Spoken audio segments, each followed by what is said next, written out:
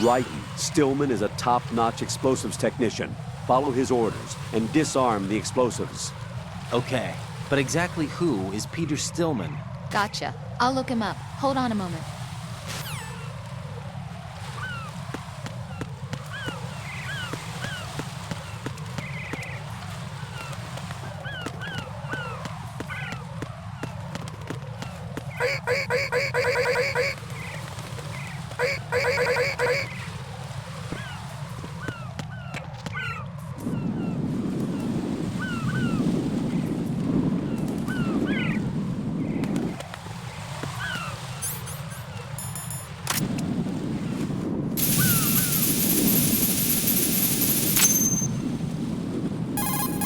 This is all wrong. This is something only an amateur would do. What do you mean? All the bombs that have been found so far don't appear to be in the right kind of locations. And the quantity of explosives isn't sufficient either. Even Fat Man can make mistakes, right? No, there's something else going on here. Get a move on with the disposal, right? I've got a bad feeling about this. Do you think it's a trap? I don't know, but I'm gonna tell Pliskin to watch his back too. Just hurry.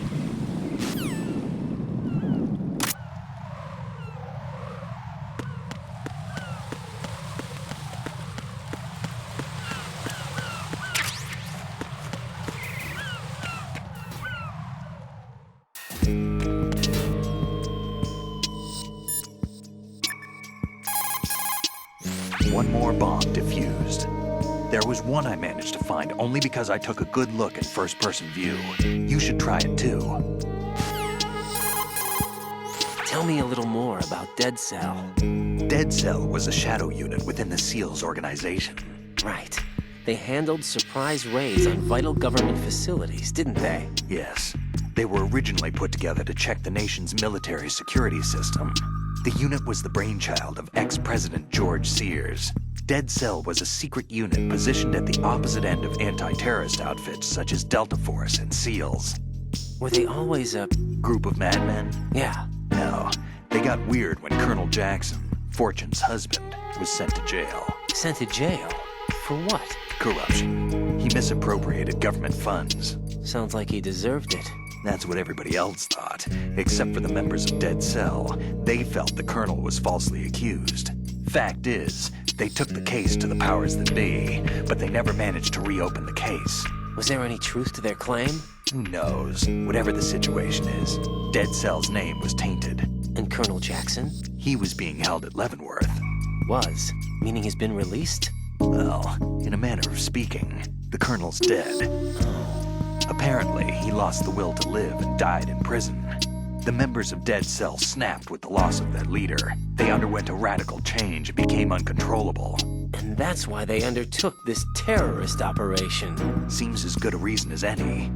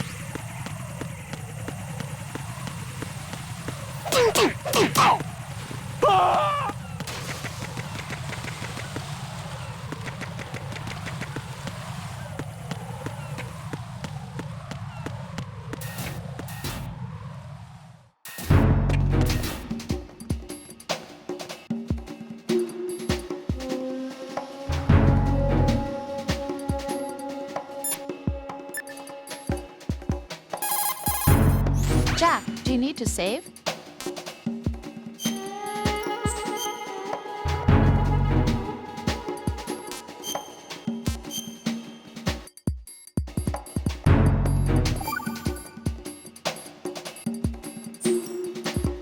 I looked into Mr. Peter Stillman's file.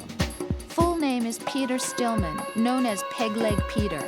He is a legendary bomb disposal technician. He is also a longtime instructor at the Naval School Explosive Ordnance Disposal and a consultant for the NYPD Bomb Squad.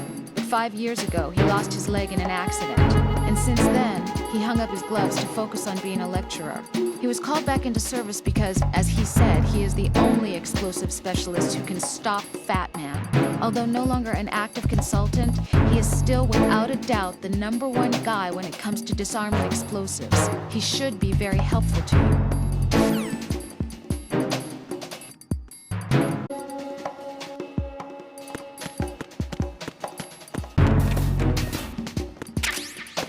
Nothing here.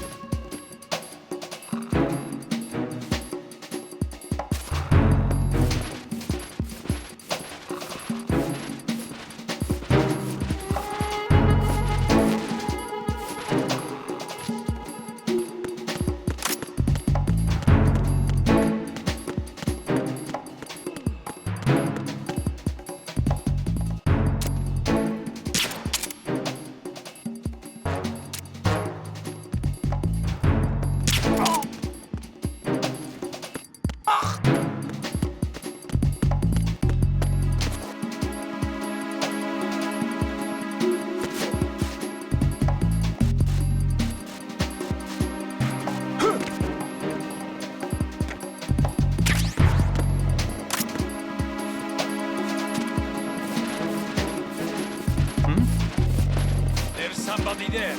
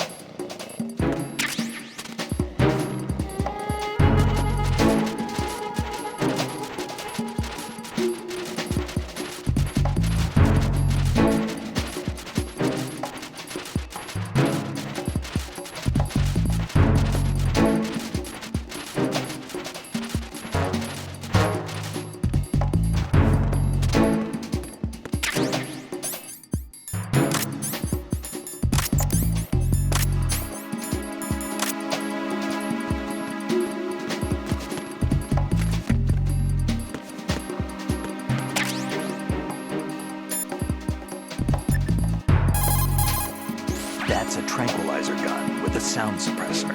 Hit an enemy with that, and it's good night, sleep tight. The time in which the tranquilizer takes effect depends on where you hit your target. If you want to knock somebody out with a single shot, aim carefully for vital spots like the head or heart.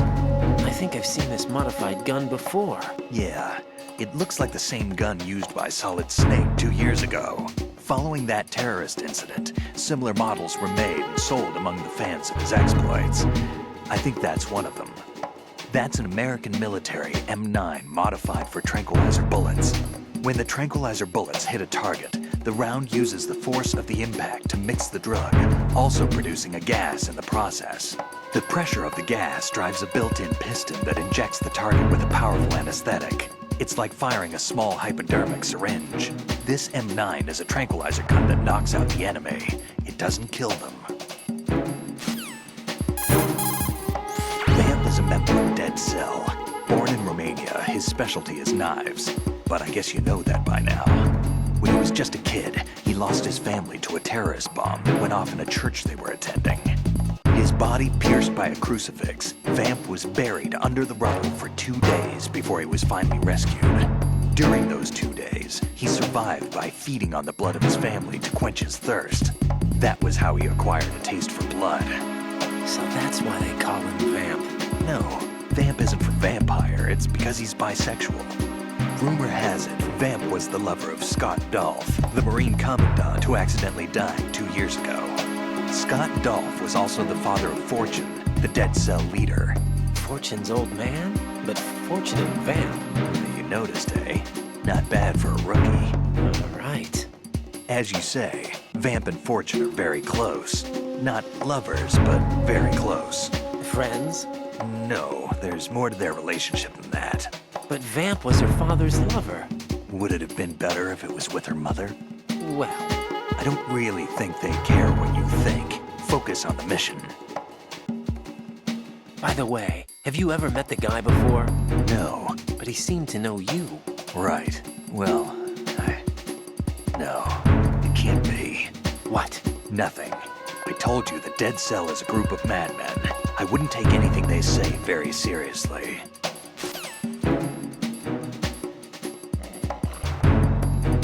Nothing here.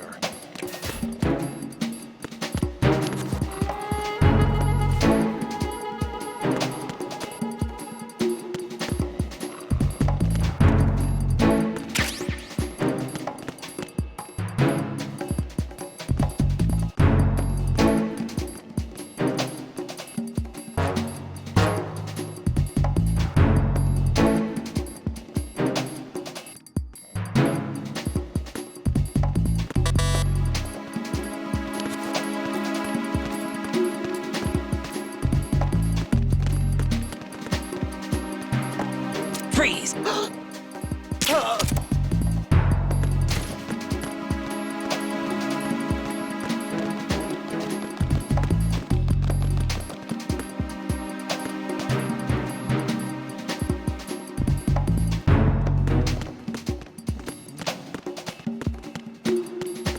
Freeze! Huh?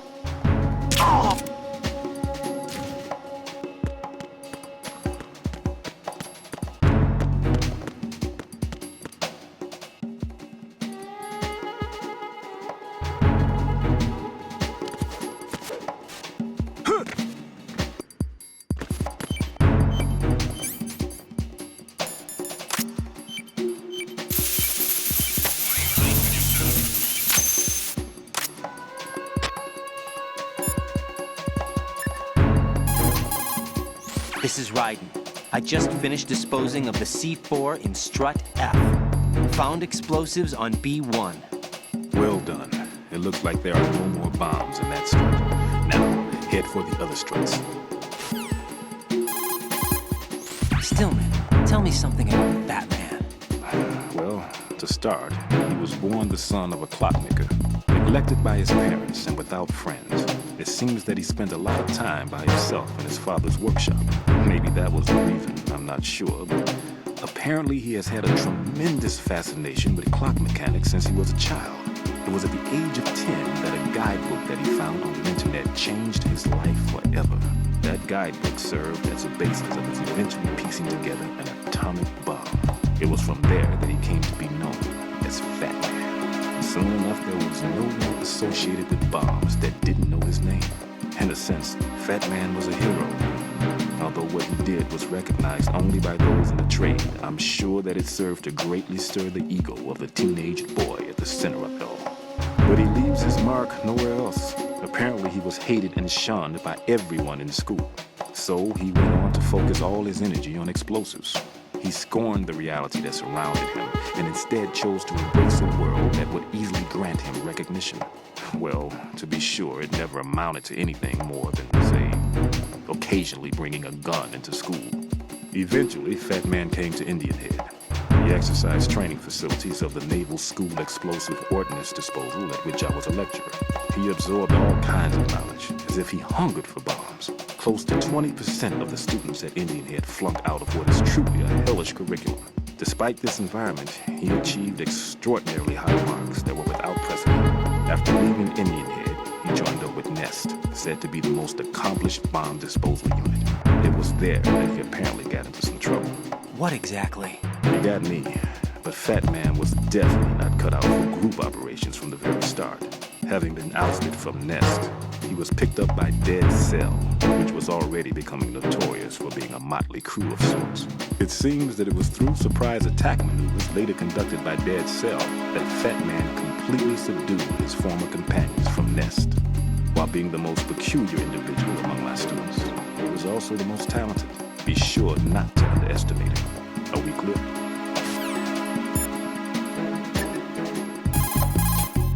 Everything's going smoothly over here. I just finished defusing another C4. For some reason, there was one planted on an enemy soldier's back. What do you know about that strange woman? You mean Fortune? She's the Dead Cell leader.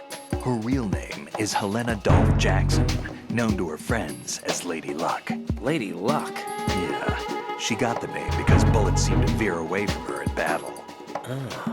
People have heard her say that her fortune in battle was payback for the lousy luck she's had in life. Lousy luck? The death of her father, the Marine commander, the conviction of husband and Dead Cell leader Colonel Jackson. These events were followed by her mother's suicide, the loss of a husband, and the idea of a convict in the family apparently took her over the edge. Fortune was 3 months pregnant at the time, and the shock of her mother's death led to the loss of her child.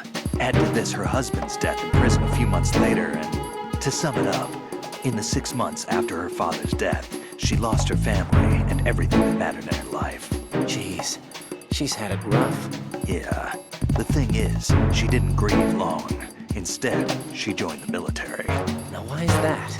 Do I look psychic? My best guess is revenge. I heard that she firmly believed that her husband was framed. Anyway, by the time she came out of basic training, she'd proven many times over that she was gifted with an unusual streak of luck. In fact, some say she sold her soul for it. Her soul? Her uncanny luck earned her a reputation that led to her appointment as the head of her husband's unit, Dead Cell.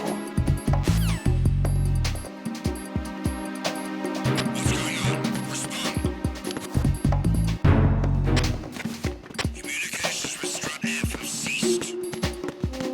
Carry out an investigation immediately.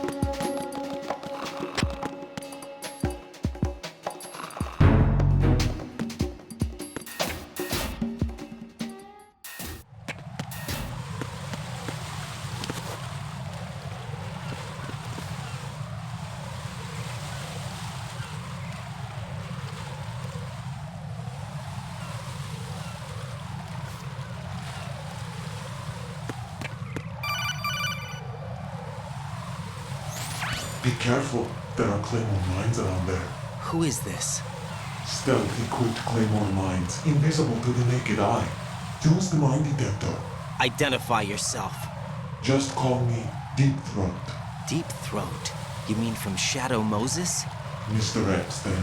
Mr. X now, is it? Why would it matter if I called you Deep Throat?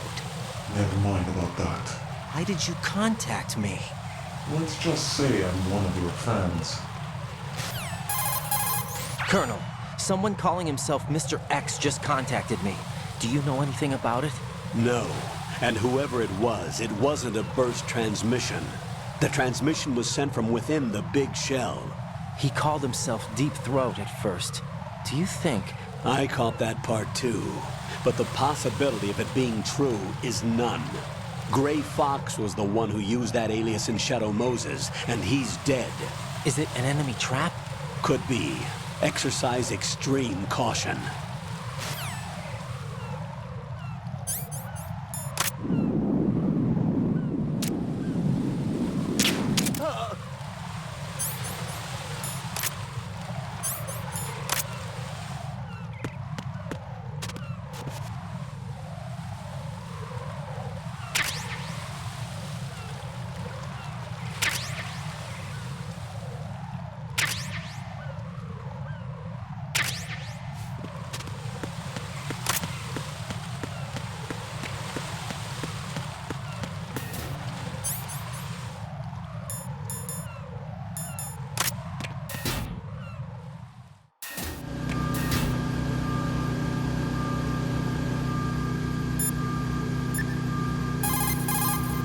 Jack, do you need to save?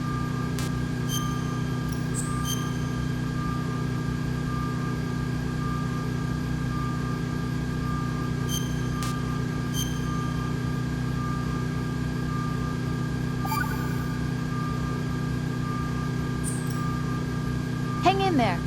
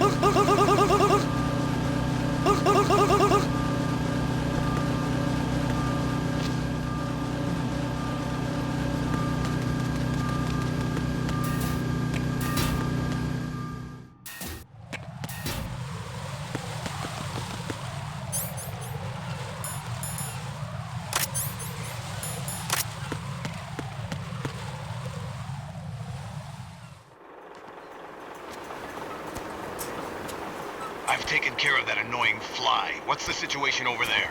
Puzzling. I saw a man dressed like a ninja just now. Ninja? It's the only way to describe it. A kind of cyborg ninja, complete with a sword. What? Are you hiding something from me? Olga, are you sure it wasn't an Arsenal Tengu? Don't be a fool. Think I wouldn't know the difference? I've never seen field gear like that ever. All right, we'll intensify patrols. Anything else? Actually, one more thing. You'll find it hard to believe, though. I saw a man hiding under a cardboard box. Where? On the connecting bridge to Shell 2. So you believe me this time? I've seen someone use that box trick before. We'll lay a trap on the Shell 2 connecting bridge.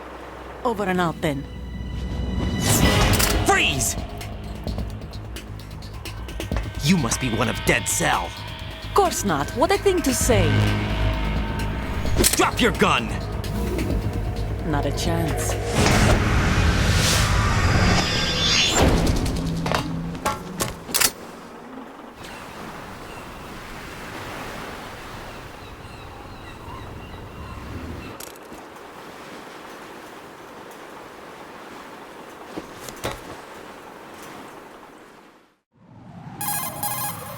I saw a female soldier. Russian. Must be Olga Gerlukovich. How do you know? Unlike you, I've been briefed. She's not a Dead Cell? No, she commands a Russian private army. They must be the ones patrolling the Big Shell. That's right. She's led the group ever since her old man, Colonel Gerlukovich, died. Watch yourself with her. She's a tough one.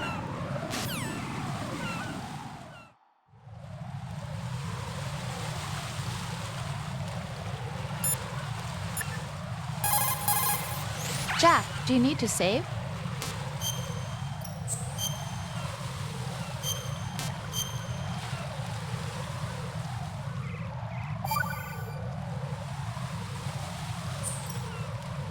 Hey, Jack, I bet bomb disposal's a lot like starting a relationship. Huh? What are you talking about? Carefully dismantling emotional defenses, being on your toes constantly, you know. I guess. Neither of them are my strong point. It's true that you're not the most patient man in the world. It's not that. I like to leave things as they are.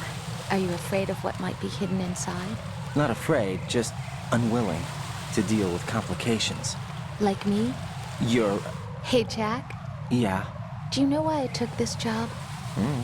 I wanted to see what you were really like. But we've been together a while. You know me already. No, you never let me in past a certain point, and I need to know what's there. Oh, are you trying to take me apart now? Hey, it's not important. Good luck, Jack.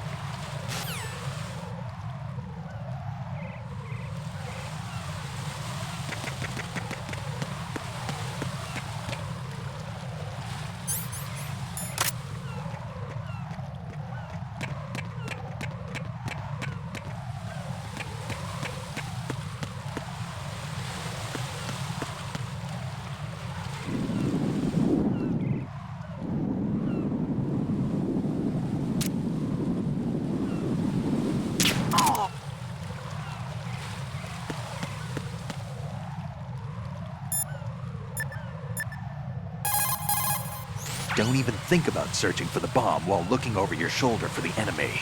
Knock them unconscious or take them out altogether first. Raiden, don't ever turn your back on that Olga woman. Olga Gerlukovich, daughter of Colonel Sergei Gerlukovich, ex-GRU and former Spetsnaz commander. She's the leader of Colonel Gerlukovich's private army that's been wandering around the Big Shell. Those men were gathered by Colonel Gerlukovich. Following his death, she inherited his command and now exercises full control.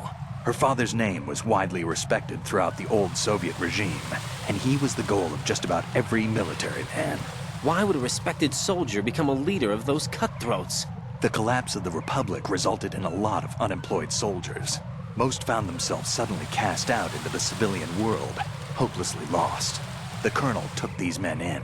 He organized a mercenary army and led his men from battle to battle in various disputed regions around the world, hoping that one day he would rebuild his homeland.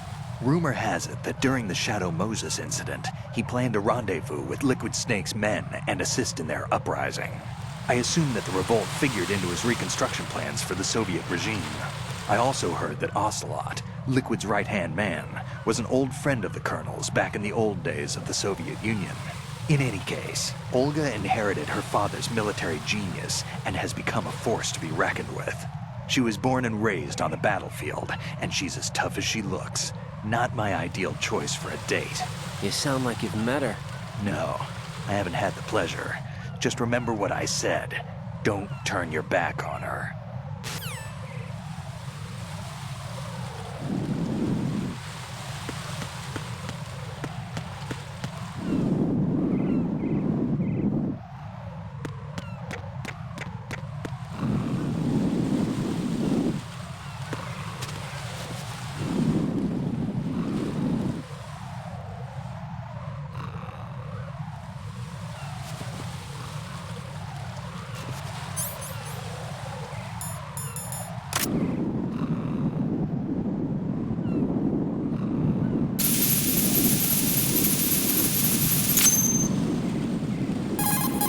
Raiden here. The C4 reported on the roof of Strut E has been taken care of. Explosives were planted on the Harrier 2 stationed on the roof. Good work. Only one more left to go.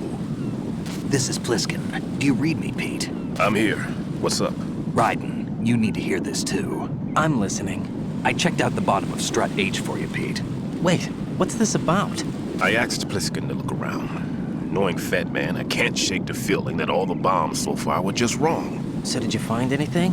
Yeah, a hell of a lot of C4s packed into the bottom of the strut.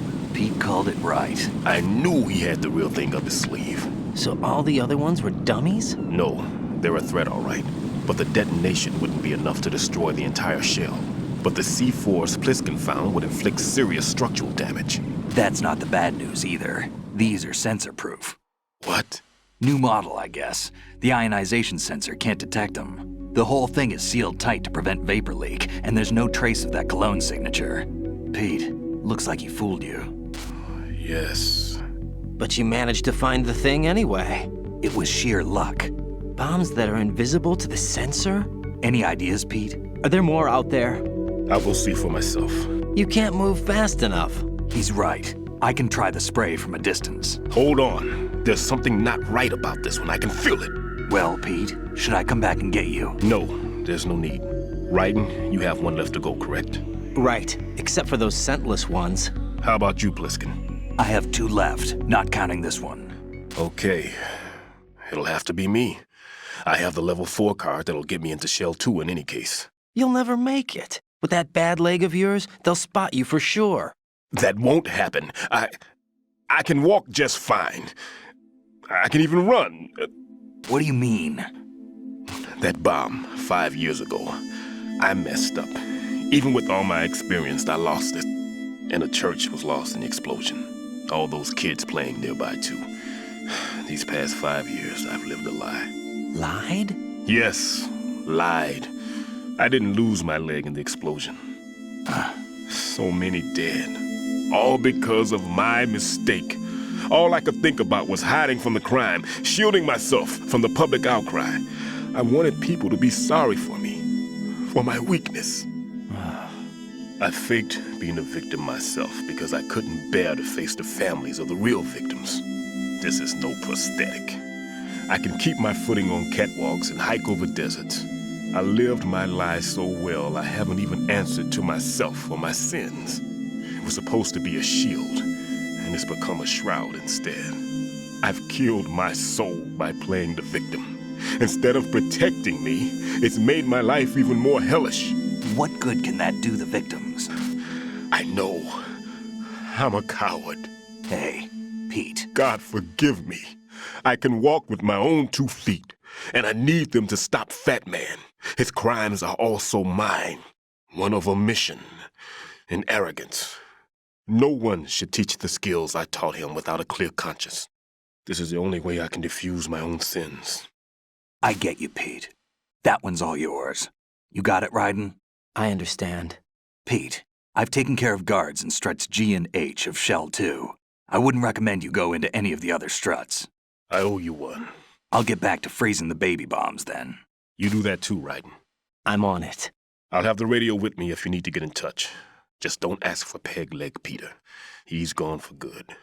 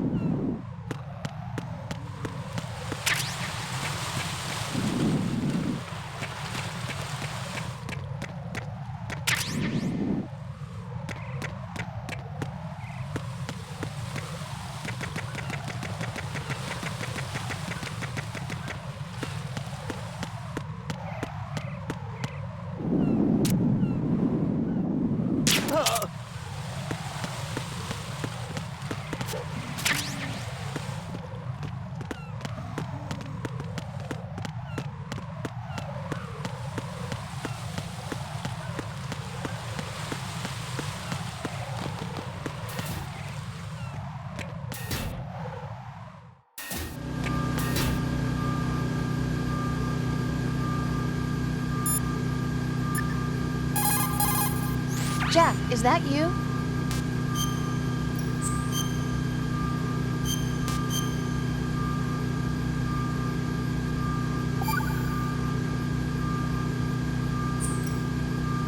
I can't believe it. Stillman's prosthetic leg was all a big lie. Don't be too hard on him, Rose. But he's got no right to go around pretending he's got a prosthetic leg. That's an insult to people who really can't walk. Everyone's got their own reasons. Sometimes you've got no choice but to lie. You're right.